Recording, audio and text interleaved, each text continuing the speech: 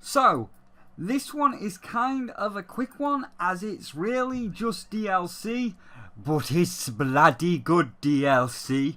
So, Shovel Knight, Specter of Torment. Like the original, it's still in 16-bit and looks just as good as the original. Like the original, it's still got the same 16-bit soundtrack and it's just as good as the original, if not better, with the darker themes due to you playing as the Grim Reaper kind of. And like the original, the writing and its subsequent humour is spot on and just as good as the original. But on to the changes, as we're playing as an entirely different character and such. First, our story is a prequel, before Shovel Knight even shows up, just after Shield Knight was lost to the Tower of Fate. So after becoming the Enchantress, she claims the still human and transforms him into the undead Specter Knight to serve her, and is given the task of assembling the Order of No Quarter, which he reluctantly does, and with each Order member gained, a mysterious locket we have grows in power. It relates to the end of the game, so I won't spoil what it is.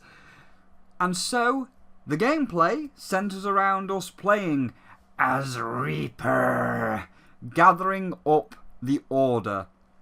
Much like Shovel, the gameplay is pretty much the same. Side-scrolling, collecting gems for money, some other collectibles. Only now, there is no overworld and everything far surpasses the original, especially in terms of how the game plays. You see, in Shovel Knight's campaign, the controls were great, nice and tight, but some moves did feel a little bit stiff. He is a knight in armour, so he was a bit clunky doing certain moves. Not all of them, just a few certain moves. Plague Knight was shit.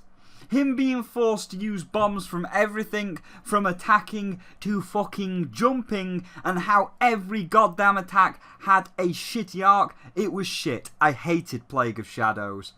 Specter Knight has the complete opposite of Plague Knight, and then gets rid of all of Shovel Knight's clunkiness on top of that. Despite the dude rocking a giant ass scythe, he's as nimble as Tracer. He's got nothing on under that cloak besides a black leotard and a few bits of metal. So like Tracer, he's fast and nimble, which in turn makes all of his moves really fun and fast paced and flow right into each other. Like, here's this section here with these two skellies. Drop down, slash, jump, wall run, over to the other wall, leap off, slash, dead.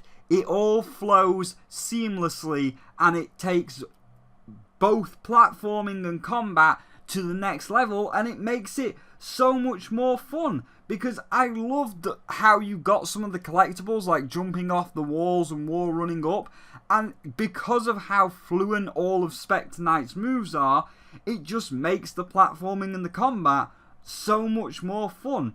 Especially because of things like the up and down slash that can be used on anything, including obstacles. So if there is enough enemies or obstacles around, like you're seeing right now, you can stay in the air and keep the attack chain going indefinitely if you're good enough, kind of allowing infinite flight, which becomes really useful on the later stages. As for everything else, like Shovel, there is different armours that change your playstyle, although you will only ever buy one. That is the Cloak of Clemency, where you can sacrifice darkness, which is basically magic, and HP to avoid the insta-kill of the insta-kill spikes. Holy shit, you're learning! It's almost like people don't like insta-kill spikes, because even back in the days of Mega Man 2, they were fucking stupid and no one liked them, and you only did it because Mega Man did it. I mean, you could have just not made them insta-kill, but giving us a cape to negate it, it's a start. At least you're learning. So well done, you're getting there. And there are items that give you additional powers, like the skull can bring back some of your HP for magic, or you can throw a boomerang scythe for magic, which can be purchased if you find enough of the new collectibles that are the red skulls that are floating round the levels. They are just a reskin of Plague's green coins, but it's still fun to try and get them all, as most of them are not in dickish locations and quite fun to get. But a big new ticket is the upgrades, as in your magic items can be upgraded, like how in Zelda you can upgrade the bombs to the bigger bombs and the fire and ice rods to the volcanic and blizzard staffs. So, like with the skull, it regenerates more health for less magic, the boomerang can go through walls and does extra damage, and so on. And while some only have negligible effects, it was a fun extra idea that got thrown in, and it works really well. And that's about it being DLC. Oh wait, there is one more thing. And I have to ask, why? Why Yacht Club Games? Why? I thought we went over this, and that is the goddamn fucking stupid speedrun achievement. Okay, nobody likes this shit. No one, right? Just stop, game industry. Just fucking stop. It's not fun to rush through our favourite games and skip out on all these things that make them good. If someone wants to do it, that should be their free choice to do it. Not a fucking core part of the game you need for 100%, okay? Like, I've been playing through Kingdom Hearts right now, the first one, and in my eyes, almost the best one, bar one other, right, in the entire series. You know what I don't want to do? Skip through every cutscene and event, because you want me to go fast, but I have to do that, because Square Enix is like, oh, people like going fast, right?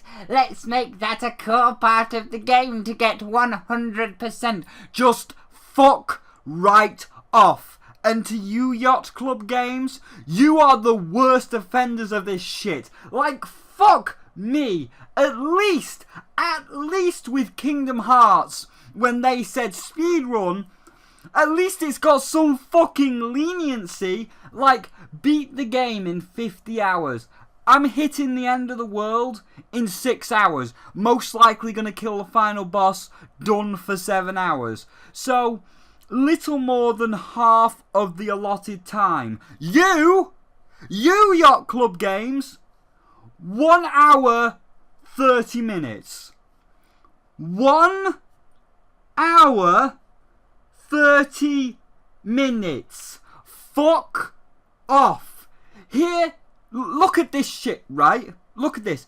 I can't beat Plague Knight speedrun. That's how bullshit yours are. 1 hour 30 minutes is pixel perfect. Every jump must be perfect. Every skip must be taken. Any fuck up, any mistake, reload your save. No exceptions. I beat Shovel Knight speedrun in 1 hour 27 minutes. That's 3 minutes short of your speedrun. And as for fucking Plague Knight, as for that fucker that can't jump without using bombs and all of his fucking attacks have a shitty art because he can't shoot straight, the closest I've ever come to Plague Knight, the closest is 1 hour 33 minutes. So I've still got to shave off a whole 4 minutes. Doesn't sound like a lot, but trust me it is. Fuck off. Fuck off, Yacht Club Games. Don't fucking do it. My wish, if I could change one thing, I would outright remove that achievement. Or at the very least, as I know it's possible, as Edmund had to do it in Isaac, is change that shit to 3 hours. I know you can change achievements because other games have had to change them because, like, the dedication one in Isaac was broken. Ed had to fix that achievement because it was broken. So I know you can change achievements. So if you're going to put it in, you better double that time to 3 hours. Because 1 hour 30 minutes, you can't do it. You can maybe fucking barely. But do not make a speedrun pixel fucking perfect. If you're gonna be like that, if your game's like, let's just say if the game is 4 hours, then beat it in 3. That's an hour less. That's only an hour. Not like, oh, my game's 4 hours, now beat it in an hour and a half. It's fucking stupid. But you still were petty enough to add a speedrun to the core of your gameplay, so that's a point off right there. Don't fucking do it again. And that's not just to Yacht Club Games, that's to all of you. To you, Yacht Club, with Shovel Knight. To you, Way Forward, with Shantae. To you, Square Enix, with Kingdom Hearts. And especially to you, Edmund McMillan, with Delirium. Boss rush in 20 minutes, it was annoying. Hush in 30, real fucking annoying. Delirium, pretty much demanding the 30 minutes to hush because that's the only way you can guarantee the void portal. And then also a broken run on top of that to beat him. Just fucking stop. Just all game makers. That's all game makers. Just stop. I'm not taking this shit anymore. Any game that has a speedrun in their game as a achievement, you're going to get a point taken off automatically because it's shitty. Don't fucking do it. If someone wants to see how fast they can beat your game, that's of their own volition. Don't make everyone else do it as a core achievement that you need for 100%. So, my final verdict for Shovel Knight Specter of Vengeance is a really fun 4 out of 5. This DLC is fantastic. It's extremely fun and fast paced and irons out any issues that could be found with the original or Plague of Shadows. The combat and platforming is perfect and flows nicely with all of Specter Knight's moves, from wall running to the up and down slash. And even if you have never played any of the Shovel Knight series, you will just get the controls and get the hang of it within seconds. It's that user friendly. All the characters are a joy to be around with their array of colourful and fun personalities, and the music and overall graphics are just as excellent as they always are. And for what it is, £7, $10, that's a really good price point. Or, of course, for free if you've got the original game. So if you have the original and you're getting it for free, then it's even more worth the asking price. It's that fun. And, you know, you would have got a 5 out of 5 perfect, technically, as both visually and mechanically, there's nothing wrong. But you just had to stick your shitty little Super Metroid speedrun in there, didn't you? And, so sad, too bad. Maybe it'll teach you and all these other companies to stop doing it. Right, and now that quick one's over, back to finishing the Wildlands review while I wait for my ukulele code to arrive, as they're starting to send them codes out today, and I'm already on the list pending for the digital art book, so it shouldn't be too long now.